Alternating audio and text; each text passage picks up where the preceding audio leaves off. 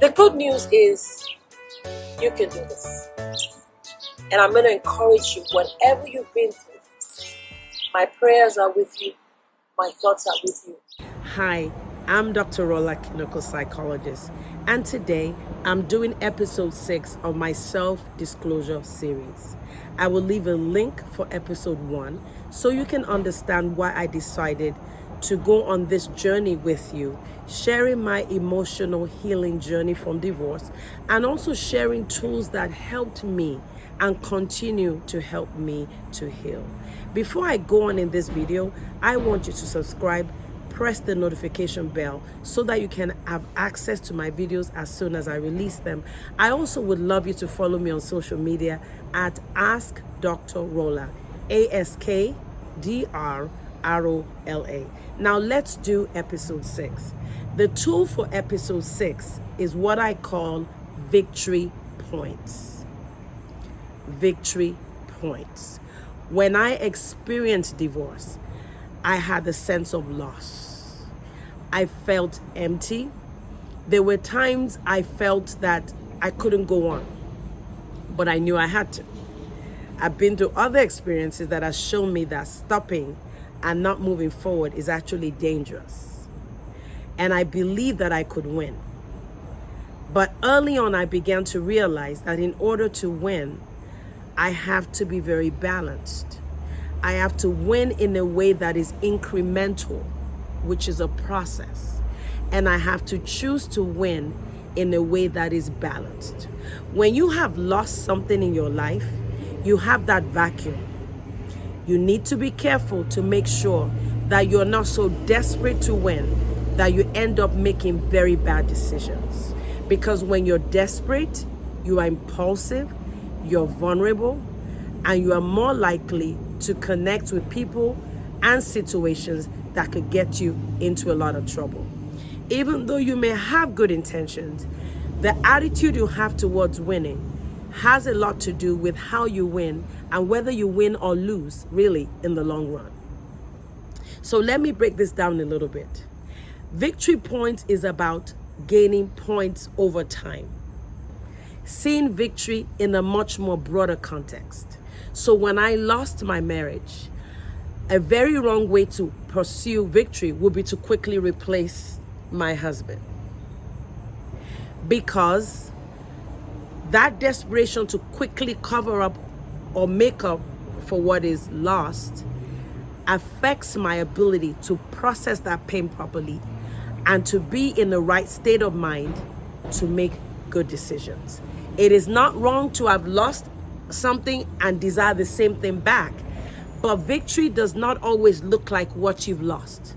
The fact that I lost him does not mean the next step for victory is another man.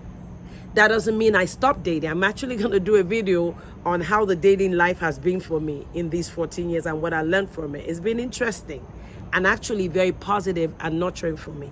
But let's get back on track. You walking in victory can apply to other areas of your life that has little or nothing to do with exactly what you lost. I began to look for victory because of the loss of my marriage. But I began to look for victory in a whole range of other areas that would improve my ability to succeed. To succeed in a way that helps me to process the pain better, and to succeed in a way that will help me to see myself beyond the pain that I've experienced. So I plead with you, victory is not to quickly replace necessarily what you've lost. Victory is looking at your life in a broader context and the other areas of your life in which you are going to be able to win. When you have this approach to victory, it helps you to cope with your grief, but you're also not just stuck in what you lost. You're also able to manage other areas of your life effectively that have been impacted by the loss. Victory points is important because you don't want to wait until you get married again, until your kids go to college or something wonderful happens before you begin to see yourself as a winner. So I began to see things that were seemingly simple or easy as opportunities to score points. After my divorce, getting my children into a school setting, they were already in that school, getting them settled to where they're doing their homework and they're getting to school on time, and they're smiling at me in the morning, and they're smiling at me when they go and see their dad, is a victory point.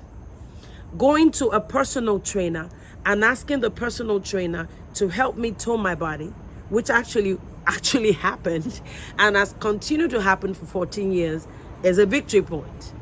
Getting my physical done and making sure that I am taking care of my body physically is a victory point. One major victory point for me was working with my attorney to make sure that he carries the weight of the divorce so that I can be mentally okay. I said to my attorney this, and this is actually my major victory point since I had my divorce. I gotta have my mind, and I gotta have my mind. I cannot lose my mind. I can lose a house. I can lose a husband if he doesn't want to be here. I can lose money. But once I have my mind, I can get it back again. Because my attorney was a little bit concerned about some aspects of the case. I said, don't worry. Whatever ends up happening, the victory is won as long as I keep my mind. Because when I have my mind, I can create.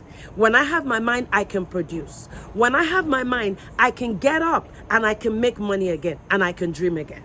The other thing that is really important about victory points is make sure that it's not a victory that you're looking for that is primarily dependent on somebody else's decision. A lot of people do this. When they lose relationships or something happens, they then see their victory as that man changing, coming back. If he says sorry, then that's my victory point. They put all their energy into one person. Even if the person comes back, you're still depleted. You still have neglected other areas of your life. So make sure that what you consider a victory is something that is more within your control and less within the control of somebody else. Make sure that you score points regularly and not just score it, acknowledge it and give yourself a pat on the back. What did this do for me? Using these victory points, it helped me to feel more hopeful. It helped me to build my inner person. The things that I took for granted, like having my children being stable, getting good grades, being settled in school, seeing them smile in the morning, I began to pay attention to. Of course, when I was married, my children were in the same house with me and their dad. So I didn't have any challenges with visitation. But when my divorce happened, it became a victory point for my children to look happy that they have a dad that they're going to visit. And they're also happy to come back to me. Do you see how something that is very difficult and complicated can become a tool to help you to gain victory points and also to make you stronger? I want to appeal to you, don't give up. Life can be pretty difficult sometimes, but you acknowledging those small victories go a long way in making you feel empowered, making you feel positive. And even when you're dealing with difficult situations, you approach it from a place of strength and less from a place of loss. So again, I want you to subscribe. I want you to like this video, share it with as many people as possible. I am excited about this journey of self-disclosure. It's one of the things we do as therapists, where we share our personal issues with a client, with a patient, within reason, so that we can show empathy to the patient. Through my journey of emotional healing, I am sharing that vulnerability with you to encourage you to use these tools, to apply faith, because I applied faith, but I had to be intentional about it. So let your victory be incremental. Be okay with it being a process, and also let it not be primarily dependent on somebody else's decision. Good things are going to happen to you, no matter how difficult your life has been. Find those victory points, acknowledge them, move forward, and your healing is going to be a sure thing in a few days here. Love you, and I'll talk to you soon. Bye now.